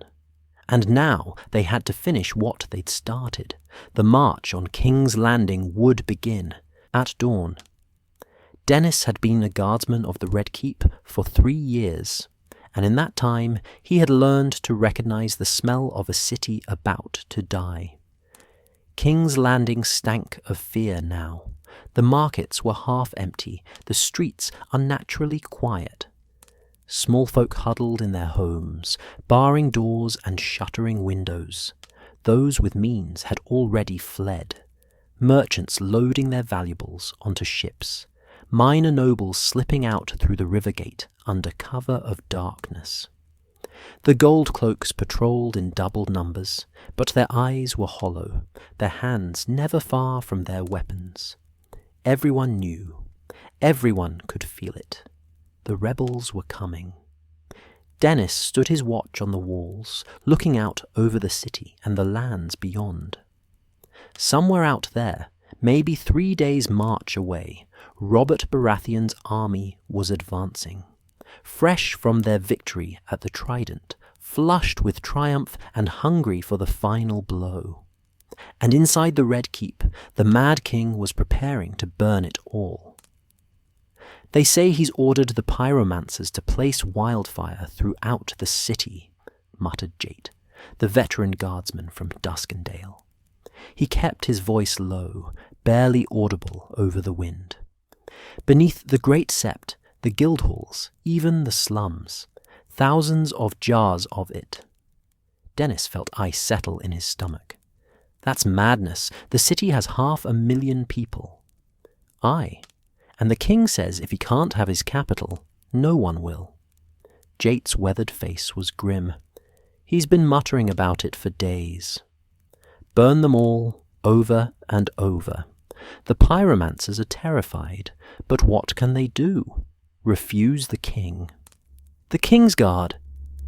Stand at their posts and say nothing. Jate spat over the wall. Ser Jaime looks like he wants to scream. The others just endure. What else can they do? Dennis had no answer. He'd watched the Kingsguard for 3 years, had seen them stand silent, witness to every atrocity the Mad King committed. They were sworn to protect him, to obey him unto death, even when he ordered them to stand aside while he burned men alive, even when he plotted to destroy an entire city. The White Cloak was supposed to be the highest honor in the realm. Dennis had never been more grateful that he'd never earned one. 2 days later, the horns blew from the western walls. An army was approaching, but not from the direction everyone expected. Dennis was roused from his barracks and rushed to the walls. What he saw made his blood run cold. A massive host, banners flying the golden lion of Casterly Rock. Tywin Lannister had come to King's Landing. Why? Someone asked, voicing the question on everyone's mind. The Westerlands stayed neutral. Tywin sat out the whole war in Casterly Rock. Why come now? Maybe he's finally declaring for the crown, another guardsman suggested hopefully. The Lannisters were always loyal before. Maybe Lord Tywin's come to defend the city. But Dennis felt a creeping dread.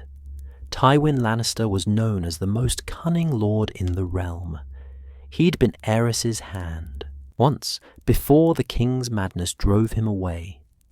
He'd watched this war from the safety of the Westerlands, committing to neither side, waiting. And now, with Robert's army days away and the outcome all but certain, Tywin had finally chosen a side. The question was, which one? In the throne room, the Mad King paced before the Iron Throne, his ruined nails scraping against each other. The remaining court watched nervously as he muttered to himself, his wild eyes darting from face to face. "Tywin," Aerys said suddenly. "Lord Tywin has come, my old friend, my loyal hand." A terrible smile twisted his face. "He's come to save me. I knew he would. I knew he wouldn't abandon his king." Grand Maester Pycelle, sweating in his robes, cleared his throat. "Your Grace, perhaps we should be cautious. Lord Tywin's allegiance during the war has been uncertain." "Uncertain?" Aerys shrieked. "Tywin Lannister is my friend. He served me faithfully for years. He's come to defend his king against the rebels." The king whirled on Pycelle. "Or are you saying he's a traitor? Are you saying everyone is a traitor?" "No, your Grace. I only suggest—" "Open the gates," Aerys commanded. "Let Lord Tywin enter. Let him bring his strength to our defense." Dennis, standing guard at the back of the throne room, exchanged glances with Jate. The older man's face was ashen. "This is wrong," Jate whispered. "This is all wrong." But the order was given. The gates of King's Landing opened, and Tywin Lannister's army poured through. At first, it seemed like the king had been right. The Lannister soldiers entered in good order, their officers calling out formations, their banners held high. They filled the streets, disciplined and professional. Some of the small folk even cheered, relieved to see such strength entering the city. Dennis watched from his post as a column of knights rode past, their armor gleaming, their faces hard and unreadable. At their head rode Lord Tywin himself, tall and stern, with his golden-haired twins beside him, Sir Jaime of the Kingsguard and Cersei, the beautiful daughter who was meant to have married Prince Rhaegar before the king rejected the match. Something about the scene made Dennis uneasy. The way the soldiers moved, the way they looked at the buildings around them, like men planning something. The truth came an hour later. Dennis was in the barracks when he heard the screaming start. At first, he thought it was just the usual city noise.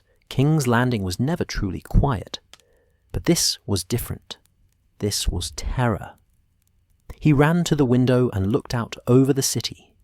The Lannisters had turned on the small folk. From his vantage point, Dennis could see it happening. Soldiers pouring through the streets, kicking down doors, dragging people from their homes. Buildings were set ablaze. Women screamed, children ran in panic, and everywhere, the golden lions of Casterly Rock. "Gods," Jate breathed beside him. "Gods, no, he's sacking the city. Tywin's sacking King's Landing." It was a betrayal of staggering proportions. Tywin had entered as a friend, been welcomed through the gates, and now he was unleashing his army on the very city he'd claimed to protect. But it was worse than just betrayal. It was strategy. By the time Robert Baratheon arrived, the city would already be his. Tywin would present it as a gift. "Here, my lord, your capital, conquered in your name." And Robert would have to accept, would have to reward the Lannisters for their treachery, because what choice would he have? It was brilliant. It was monstrous. It was very Tywin Lannister. "We have to stop them," someone said. But everyone knew it was useless. What could a few hundred gold cloaks and guardsmen do against the whole Lannister host? In the streets below, the slaughter continued.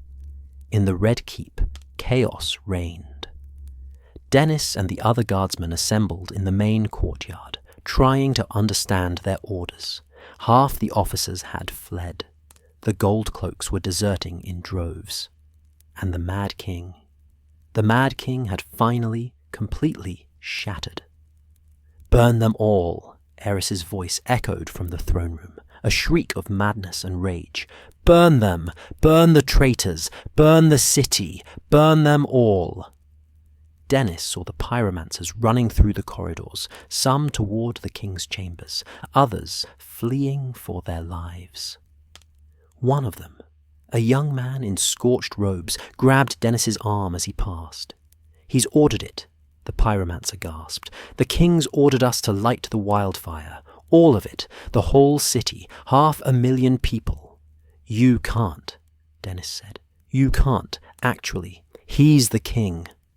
The pyromancer's eyes were wild with terror and confusion. "We're sworn to obey, but if we do, if we light it all—" He trailed off, looking around at the ancient keep, the city beyond.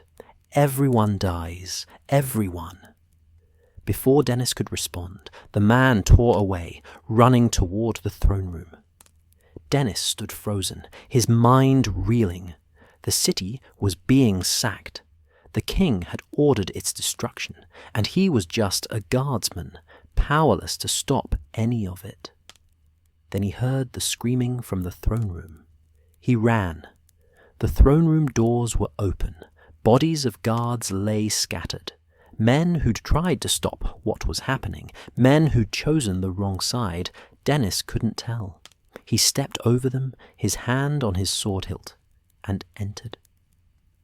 The scene inside would haunt him forever. King Aerys II. Targaryen lay sprawled at the foot of the Iron Throne, blood pooling beneath his body. His throat had been cut, nearly from ear to ear. His eyes stared sightlessly at the ceiling, still wide with shock and madness. And sitting on the Iron Throne itself, his white cloak splashed with the king's blood, was Sir Jaime Lannister. The young knight, barely 18, looked up as Dennis entered. His face was blank, emotionless, but his hands were shaking. In one, he still held the bloody sword. "He was going to burn them," Jaime said quietly. "All of them. The whole city.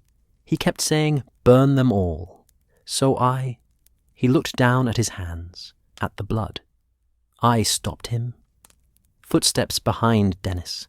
He turned to see Eddard Stark entering the throne room, his own sword drawn, his grey eyes taking in the scene. The Lord of Winterfell was still spattered with mud and blood from the road, having ridden ahead of the main army. Ned Stark looked at the dead king, then at Jaime Lannister sitting on the throne. "Get down," Ned said, his voice cold as northern ice. Jaime stood slowly, descended the steps. He made no move to defend himself, just stood there, holding his bloody sword. "He was going to kill everyone," Jaime said again. "I had to—" "You broke your oath," Ned interrupted. "You swore to protect him." "I swore to protect the realm," Jaime shot back, some fire returning to his eyes. "And he was going to burn it all. What would you have had me do?" Dennis could see the conflict on Ned Stark's face. The man was honourable to his core, believed in oaths and duty above all else. But he was also just and practical. Finally, Ned sheathed his sword. "You'll be judged for this. When Robert arrives, you'll answer for what you've done." Jaime laughed, a harsh, bitter sound. "Of course, the Honourable Ned Stark, following all the rules. Tell me, Lord Stark, how many rules did you break to win your war?" But Ned had already turned away, issuing orders to the guards who were filing into the room. "Secure the keep. Find the pyromancers and their wildfire. Make sure none of it's been lit. And someone cover the king's body." Dennis moved to obey, grateful for something to do, some task to focus on, instead of the horror around him. As he left the throne room, he heard more sounds from the city. The sack continued, would continue for hours yet, until every house had been ransacked, every stronghold taken. The worst of it happened in Maegor's Holdfast. Dennis heard about it later, from men who'd been there, who'd tried to stop it and failed. Princess Elia Martell, Rhaegar's Dornish wife, had barricaded herself in her chambers with her 2 children, Rhaenys, a little girl of 3, and Aegon, a babe still at his mother's breast. She'd thought the thick doors and loyal guards would protect them. She was wrong. Sir Gregor Clegane, the mountain that rides, had broken through. What he did to Princess Elia was unspeakable. What he did to the children was worse. When it was over, when Robert Baratheon finally arrived in the city with the main army, the bodies were presented to him, wrapped in Lannister crimson. Dennis wasn't there for that confrontation, but he heard about it. How Robert had looked at the wrapped bundles, at the small bodies inside, and said nothing. How Ned Stark had turned away in disgust. How Tywin Lannister had stood calm and unmoved, explaining that this was war, that Targaryen children were threats, that sometimes necessary things were unpleasant. The alliance between Baratheon and Lannister was sealed in the blood of children. That night, Dennis walked through the ravaged city. Fires still burned in places. Bodies lay in the streets, already beginning to bloat in the summer heat. Survivors picked through the rubble, looking for lost loved ones, for anything salvageable. This was victory. This was what winning looked like. He passed the Great Sept, miraculously untouched. Inside, he could hear the Septons praying for the dead. Dennis almost went in, almost knelt and prayed himself, but he kept walking instead. Prayer seemed like a hollow thing now, in the face of such horror. At the harbour, he saw ships preparing to sail, Targaryen loyalists fleeing across the narrow sea. Somewhere out there, Rhaegar's younger siblings, Viserys and the babe Daenerys, were being spirited away to safety. The dragons weren't extinct. Not quite. But their reign was over. When Dennis finally returned to the Red Keep, he found his barracks empty. Most of the guardsmen had deserted or been killed in the fighting. Those who remained were being sorted. Loyalists to be executed. Opportunists to be recruited into the new regime. Jate was gone. Probably fled. Probably dead. Dennis hoped he'd escaped. Hoped the old man had found a ship and sailed far from this cursed city. A steward found him and gave him new orders. He was to report to Sir Barristan Selmy, the legendary knight who'd survived the Battle of the Trident, and would now serve Robert as Lord Commander of the Kingsguard. Business as usual, then. The king was dead. Long live the king. Dennis walked through the keep, seeing servants already scrubbing blood from the floors, already taking down dragon banners and raising the crowned stag. The city was conquered. The war was over. And somewhere in the dungeons, he heard, they'd found Rossart, the head pyromancer. The man had been preparing to light the wildfire under the sept when Jaime killed the king. They'd arrested him, stopped the plot. 500,000 people saved by a broken oath. Dennis thought about that as he stood in the courtyard, waiting for his new orders in this new realm. He thought about honor and duty, about oaths and necessity. He thought about dead children wrapped in Lannister crimson and a mad king bleeding out at the foot of his throne. He thought about how easily victory could taste like ash. The rebellion was over. Robert Baratheon would be crowned king. The Targaryen dynasty had fallen. But Dennis, standing in the ruins of the old order, couldn't shake the feeling that they'd lost something essential in the winning. Something that could never be recovered. The dragons were dead. Long live the stag. Howland Reed had been many things in his short life. A crannogman, a warrior, a friend to Eddard Stark. But he had never thought he would be witness to the death of the old world and the birth of the new. The journey to Dorne had been long and hard. 7 of them rode south from King's Landing. Ned Stark, Lord Dustin, Ethan Glover, Martin, Cassell, Theo Wool, Sir Mark Riswell, and Howland himself. 7 men riding to find answers, riding to finish what the war had started, riding to find Lyanna Stark. They'd learned of her location from a dying man, one of the Kingsguard who'd remained loyal to Rhaegar even after his death. The Tower of Joy, he'd gasped through blood-flecked lips. The prince kept her at the Tower of Joy, in the Red Mountains of Dorne. Why there? Why so far from everything? The questions haunted Ned during the long ride south. Howland could see it in his friend's eyes, the way he stared at the horizon as if he could will the answers to appear. The Red Mountains rose before them like the bones of dead giants, jagged and hostile under the Dornish sun. They followed narrow paths through the rocks, watching for vipers and Dornish patrols. This was enemy territory. Prince Doran had supported the crown. His sister had been married to Rhaegar. If they were caught here, there would be no mercy.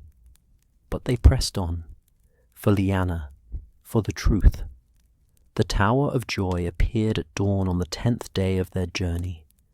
It was a small thing, really. A round tower of pale stone, rising from the rocks like a finger pointing at the sky. No walls, no fortifications, just the tower itself and a few scattered outbuildings. It looked abandoned from a distance, but as they drew closer, Howland saw 3 figures standing before the entrance, 3 men in white cloaks, the Kingsguard. 7 hells, Lord Dustin muttered.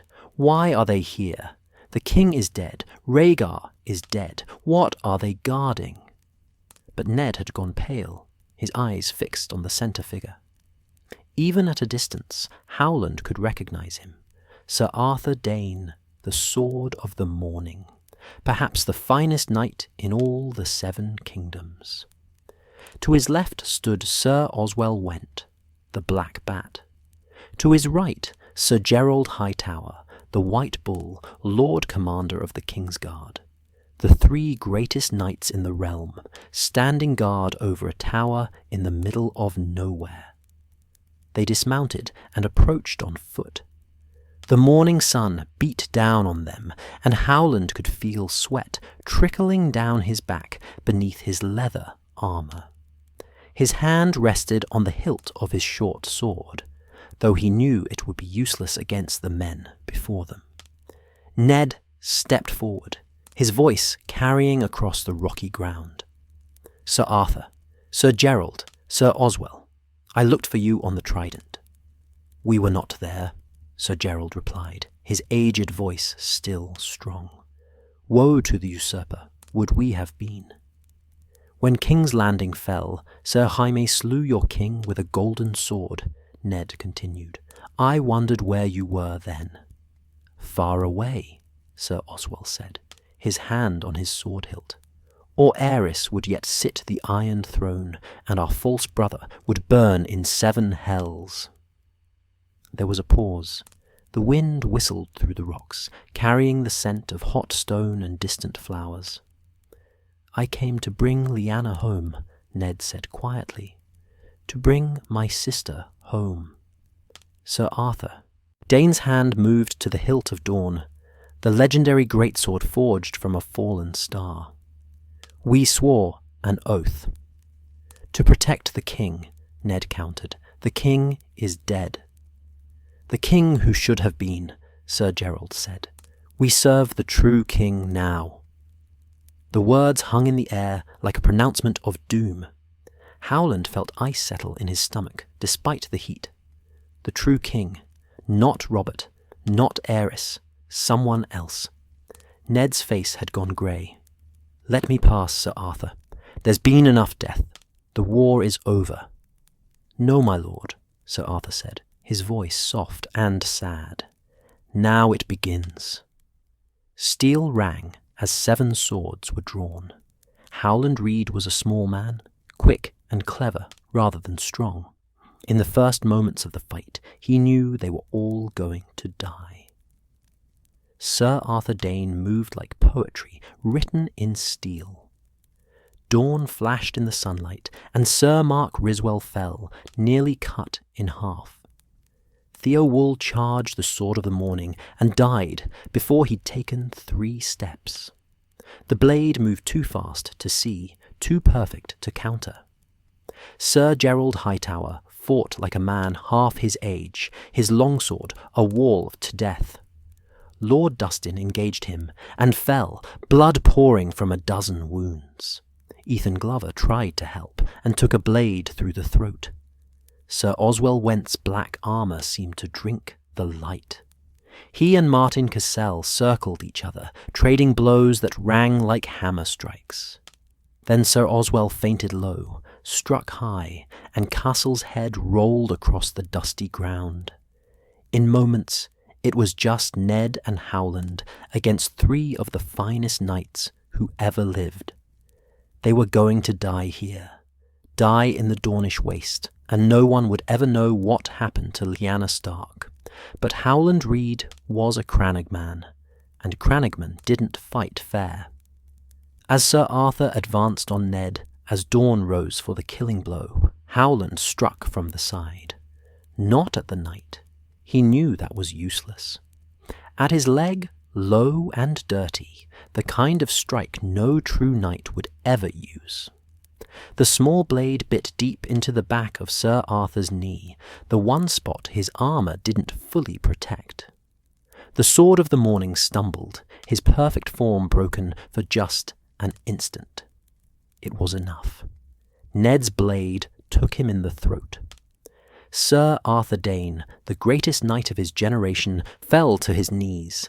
Blood bubbled from his lips. He looked at Ned with eyes full of sorrow. And something else, something that might have been relief. "I'm sorry," Ned whispered. "I'm so sorry." "The princess," Arthur gasped. "Promise me you'll protect." Then he fell forward and was still. Sir Gerald and Sir Oswell fought on, but the fire had gone out of them. They were old men, exhausted, fighting for a cause that had already died. Ned and Howland pressed them, trading wounds for wounds, until finally, the last of the King's Guard fell. Howland collapsed against the tower wall, breathing hard. His left arm hung useless, cut to the bone. Blood ran into his eyes from a scalp wound. Around him lay 6 bodies, 5 friends and allies, 1 legendary knight. And Ned, standing alone in the centre of the carnage, looking up at the tower with an expression of absolute dread. "She's up there," Ned said. "Lyanna." From somewhere above them, they heard it. A sound that made no sense, that shouldn't have been there. A baby crying. The chamber at the top of the tower was dim and stifling, thick with the scent of blood and sweat, and something else, something like roses, though there were no roses to be seen. Lyanna Stark lay in the bed, and Howland knew immediately that she was dying. She'd been beautiful once, everyone said. The wolf maid, wild and fierce. But the woman in the bed was a ghost, pale as milk, her dark hair plastered to her skull with sweat, her grey eyes sunken deep in her face. The sheets beneath her were soaked with blood. Childbed fever, Howland realized. She'd given birth, and now she was dying of it, the slow, terrible death that claimed so many women. "Ned," she whispered when she saw her brother. "Ned, you came." Ned rushed to her side, taking her hand. Howland saw the tears streaming down his friend's face, saw the way his shoulders shook. "I came as fast as I could. Lyanna, what happened? What did he do to you?" "He loved me," Lyanna said, her voice barely audible. "I loved him. We married, Ned. In secret, before the old gods. We married. And I—" She coughed, and blood flecked her lips. "I gave him a son." Howland looked around the chamber and saw the midwife in the corner, holding a bundle of cloth. The crying had stopped. The woman's eyes were red from weeping. "A son," Ned breathed. "Lyanna, you have a son." "His name is Aegon," Lyanna said. "We named him for the Conqueror. Rhaegar said, he said the prince who was promised the song of ice and fire." She trailed off, her eyes unfocused. Ned gripped her hand tighter. "You're going to be all right. I'll get you home. We'll get maesters. We'll—" "No." Lyanna's voice was suddenly clear, cutting through his denial. "I'm dying, Ned. I can feel it. The fever's in my blood. I'm dying, just like Mother died." Her eyes focused on him with terrible intensity. "But you have to protect him. Promise me, Ned. Promise me you'll protect my son." "Lyanna, I don't understand. Rhaegar's dead. Robert won. The Targaryens are finished." "That's why." Lyanna's hand shot out, gripping Ned's arm with surprising strength. "Robert will kill him, Ned. If he knows Rhaegar left a son, if he knows there's another Targaryen heir, he'll have him murdered. Just like those poor children in King's Landing. Just like Rhaegar's babes." Howland felt sick. He knew about the murders at the Red Keep. Everyone knew. Princess Elia's children, butchered by the Mountain at Tywin Lannister's command. Robert had done nothing about it, had accepted it as necessary. "Robert loved you," Ned said desperately. "He started this war for you." "He started this war for an idea of me that never existed," Lyanna said, her voice growing weaker. "He didn't know me, Ned. He never knew me. I was just the pretty girl he wanted to win." She coughed again, more blood. "But Rhaegar saw me. He understood, and I loved him for it."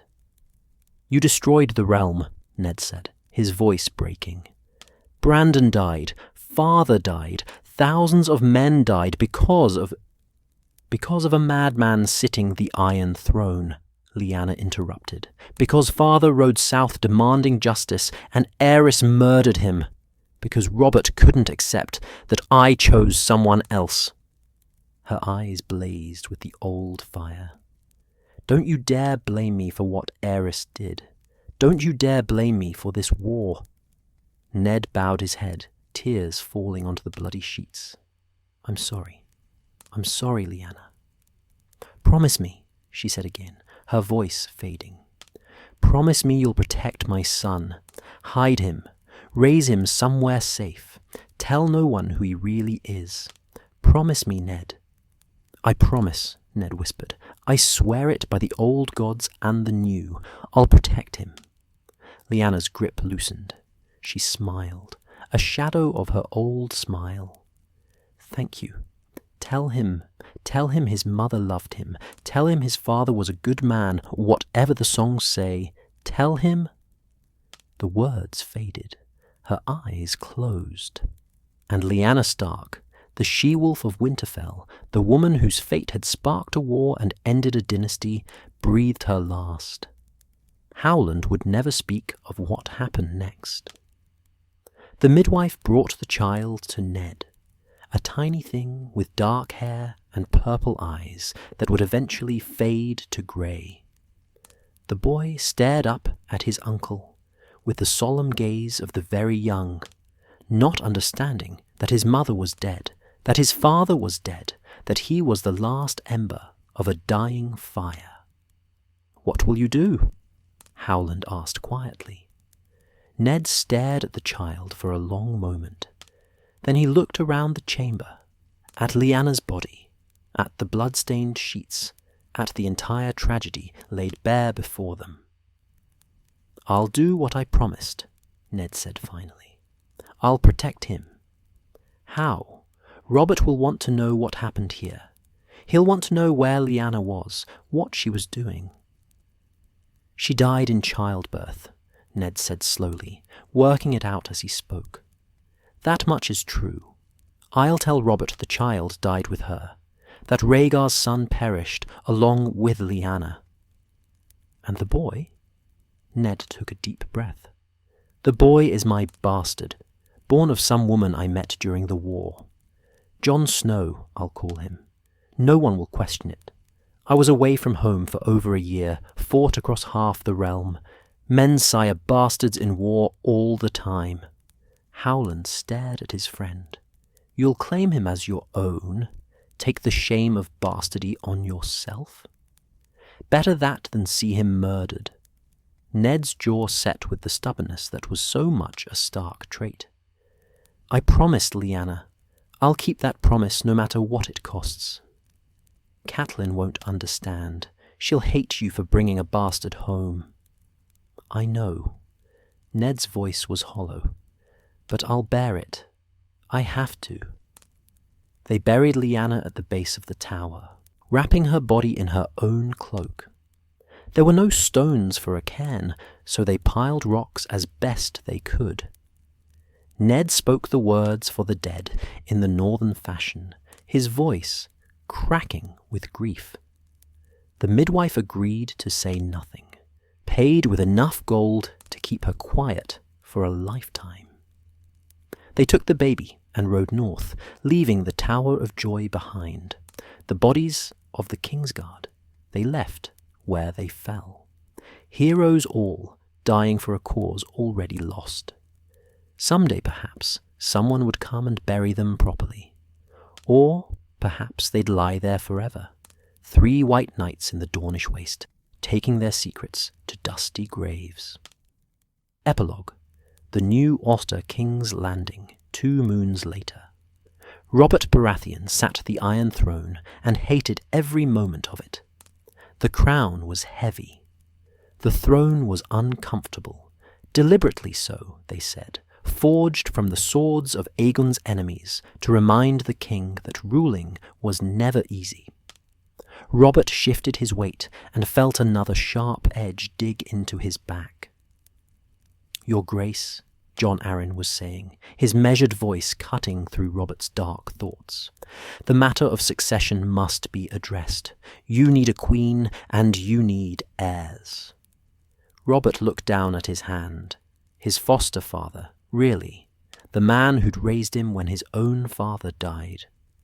Jon looked older than he had before the war, the weight of rulership already settling on his shoulders. Cersei Lannister, Robert said flatly. It wasn't a question. Lord Tywin has been most insistent, and from a practical standpoint, Your Grace, the marriage makes sense.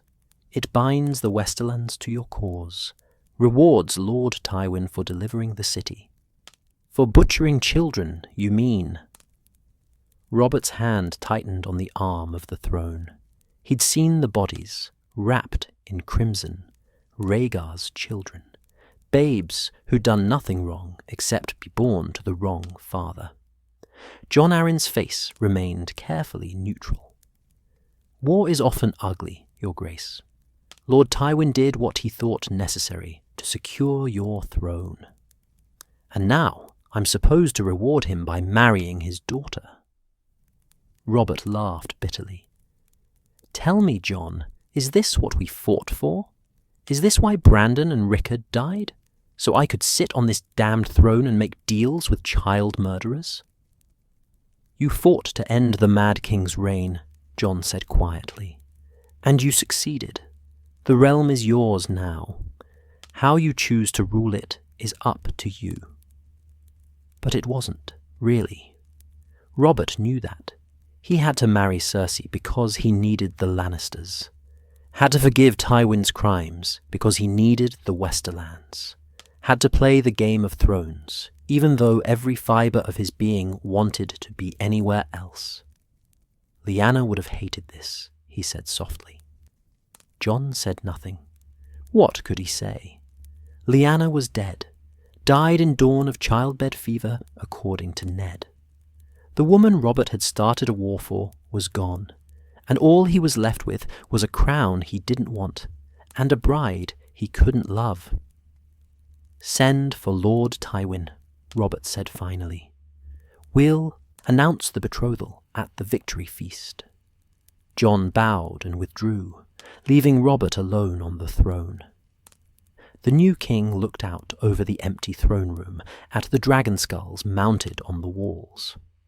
The Targaryens had ruled for 300 years, had conquered the 7 kingdoms with fire and blood. Now they were gone, fled across the narrow sea, or dead in their beds. And Robert Baratheon, who'd only ever wanted to drink and fight and laugh with his friends, sat on their throne and wondered what, exactly, he'd won. Winter fell, the same day Eddard Stark stood in the courtyard of his ancestral home, holding a baby and watching his wife's face harden. "A bastard," Catelyn said, her voice cold as the northern wind. "You bring a bastard into our home, into your father's house." "He's my son," Ned said quietly. The lie tasted like ash, but he spoke it firmly. "His name is Jon Snow, and he stays." "I am your wife," Catelyn said, and there was hurt beneath the anger now. "I gave up everything to marry you, my home, my family, my life, and you repay me by flaunting your infidelity." "I'm sorry," Ned said, and that much was true. He was sorry for the pain this caused her, sorry for the lie he had to tell, but he'd made a promise to a dying woman, and promises mattered. "But Jon stays. He's a Stark. Even if he's a bastard, he deserves a home." Catelyn turned away, her shoulders rigid. "Keep him away from my children. I won't have him corrupting them with his base-born ways." She swept into the castle, leaving Ned alone with the baby. Jon, for he would always be Jon now, could never be Aegon, looked up at his uncle with wide eyes, purple eyes that would fade to grey in time, hiding his true heritage. The boy cooed softly, reaching up with tiny hands. "I'm sorry," Ned whispered to the child. "I'm sorry for what you've lost, for the father you'll never know, the mother who died bringing you into this world, for the name and the throne that should have been yours." But the words were empty. Jon would never know any of that. He would grow up a bastard, always looking in from the outside, never quite belonging. It was a cruel fate for an innocent child, but it was better than being dead. Ned carried his nephew, his son, he had to think of him that way, into the castle, into the home where he would be raised in shame and secrecy, protected by a lie that Ned Stark would take to his grave. Behind them, the first snow of autumn began to fall.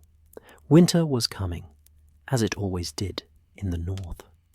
And with it, all the secrets and lies and consequences of the choices they'd made. Dragonstone, the narrow sea Ser Willem Darry, stood on the windswept battlements of Dragonstone, holding a baby girl wrapped in cloth of silver. Princess Daenerys Targaryen was barely a year old, born on this island during a storm so fierce it tore ships apart and sent waves crashing over the castle walls. The Stormborn, they called her, the last daughter of House Targaryen. Beside him, Prince Viserys, 8 years old and already bitter, stared out at the sea. Somewhere beyond that horizon was Westeros, the kingdom that should have been theirs. "They killed them all," Viserys said, his voice trembling with rage. "Father, Rhaegar, Aegon, Rhaenys. They killed our whole family and stole our throne."